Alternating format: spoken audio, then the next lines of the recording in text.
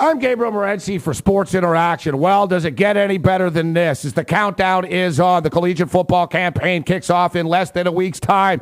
It all starts with Southern Mississippi and South Carolina. And you know what? I like the underdog in this game. Give me the 2 touchdowns. I'm going to be looking at the points a lot next weekend. Weekend is highlighted by Boise State and Virginia Tech. A lot of people want a college football playoff. You know what? I don't. I don't like the BCS, and I know the BCS blows. But the bottom line is every game counts in the college football season, and that's why I love it so much. I can't wait to start breaking it down next week. But as I stated, I am going to be taking a look at Southern Mississippi, plus the points against the Gamecocks. Now let's hit the octagon. It's time. Let's do it. James Toney, Randy Couture. It's the fight that everybody's talking about, despite the fact that Frankie Edgar and BJ Penn, it's the rematch. Lightweight championship of the world, and BJ Penn is heavily favored once again, despite the fact that he lost the first time around to Frankie Edgar. Well, you know what? BJ Penn doesn't lose rematches. Yes, I know he lost to George St. Pierre, but that was at 170 pounds.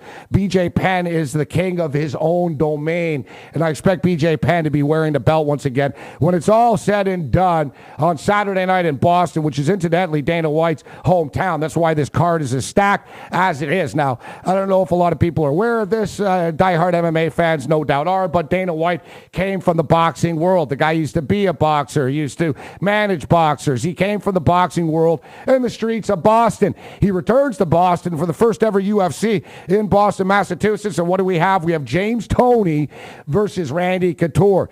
Now, what was once sort of mocked and scoffed as a circus freak show is now one of the most anticipated fights of the year. Now, truth be told, Dana White and Randy Couture in the UFC have a hell of a lot more to lose than James Toney or the world of boxing does. Boxing can say, hey, listen, that's James Toney. He's 41 years old. Guy's so out of shape. The UFC reportedly had to Photoshop his body as on the poster for the pay-per-view for the fight. They're using Rashad Evans' body on James Toney's head. But I tell you what, James Toney doesn't hit like Rashad Evans. He hits a hell of a lot harder, with all due respect to Sugar Evans. Now, I know a lot of you out there aren't going to touch James Toney if you were wearing sterilized gloves in this fight. Well, you know what? Call me dangerous. I've always liked to live on the wild side. Call me promiscuous. I'll take off the sterilized gloves, and you know what? I'm going to touch James Toney in this fight. I can't resist the odds. I can't resist the storyline here. And you know what? Randy Couture likes to clinch. Randy Couture likes to stand up his opponents against the cage, and that can be poison against James Toney. I tell you what, James Toney wearing 4-ounce gloves can easily break one of Randy Couture's ribs. This is going to be an interesting fight. Now, mad props to James Toney for actually taking this fight against Randy Couture.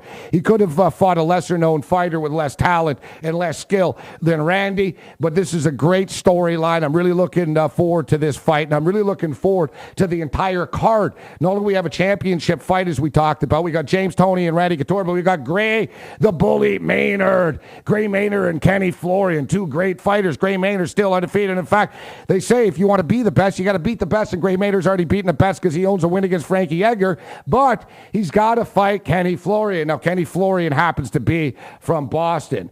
Gray Maynard's going into hostile territory here, but Kenny Florian is also already had 2 championship opportunities, already had 2 chances. I think this is Gray Maynard's time, and you can get some value with Gray Maynard in a fight that legitimately is a pick'em. Now, you want to talk about pick'ems? I don't think there's any dispute that Nate Diaz and Marcus Davis has pick'em fight of the night written all over it. And I said mad props to James Toney for stepping up into the octagon.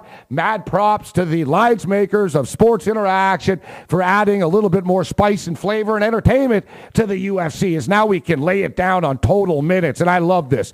You look at James Toney, you look at Randy Couture. Either way, if James Toney somehow catches lightning in a bottle and he drops Randy Couture, this fight's not going to last more than 4.5 minutes. This fight's not getting out of the first round.